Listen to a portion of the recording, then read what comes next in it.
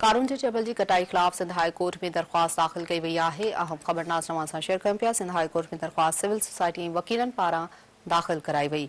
Sindh high court bar association के general secretary Sarfaraz मेतले जो चवण है त कुछ माण्हू कूड़ ॻाल्हाए अदालत खां पंहिंजे हक़ में फ़ैसिलो वठणु चाहिनि था। Sindh high court circuit bench Hyderabad फ़ैसिलो कयो आहे त कारूंजर ते माइनिंग न थियणु घुरिजे। अहम खबर नाज़रीन सां शेयर करे रहिया आहियूं। कारूंजर जबल की कटाई खिलाफ सिंध हाई कोर्ट में दरख्वास्त दाखिल कई वई आहे। सिंध हाई कोर्ट में दरख्वास्त सिविल सोसाइटी ऐं वकीलन पारां दाखिल कई वई।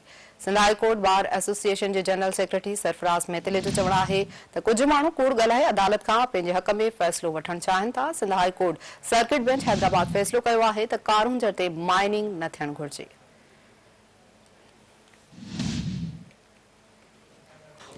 तफ़सील मालूम कंदासीं Sindh TV news reporter Sikandar Bhutto Khan. Sikandar Bhutto, Sindh high court Karoonjhar जी कटाई खिलाफ दरख्वास्त सिंध हाई कोर्ट में दाखिल कराई वई आहे। कहिड़ा तफ़सील आहिनि?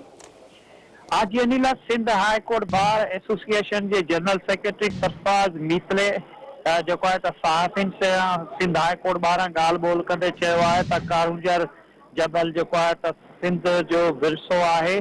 संदन इहो भी चवण है कानून मूजिब ही विरसो महफूज कयल है।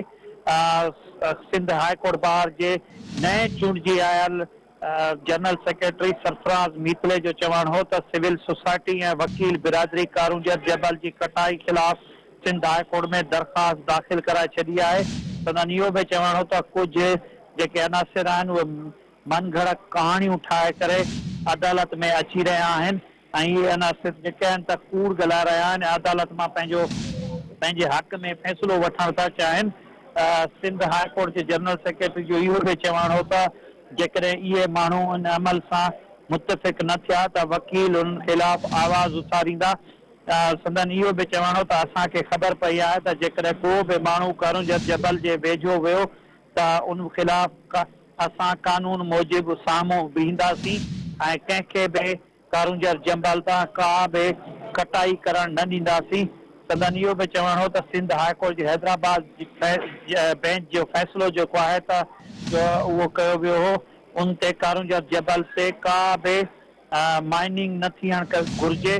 Karachi bar association civil society सां जेके आहिनि त उहे गॾु बीठा आहिनि ऐं कंहिं बि सिंध हाई कोर्ट बार जेकी कराची आहे उहो कंहिं बि खे बि पत्थर खणण कोन ॾींदा ऐं कंहिं बि उतां पत्थर खणण जी कोशिशि कई त उन्हनि जा मुखालिफ़ थी बीहंदा। जॾहिं त सिंध हाई कोर्ट बार सहाफ़िन सां ॻाल्हाईंदे Sindh high court bar association के नायब सदर ज़ुबैर अबड़े चयो त सिंध हुकूमत जो है हैदराबाद के सर्किट बेंच के फैसले खिलाफ अपील दाखिल कराए छड़ी है। वॾी महिरबानी सिकंदर भुट्टो तफ़सील ॾियण लाइ।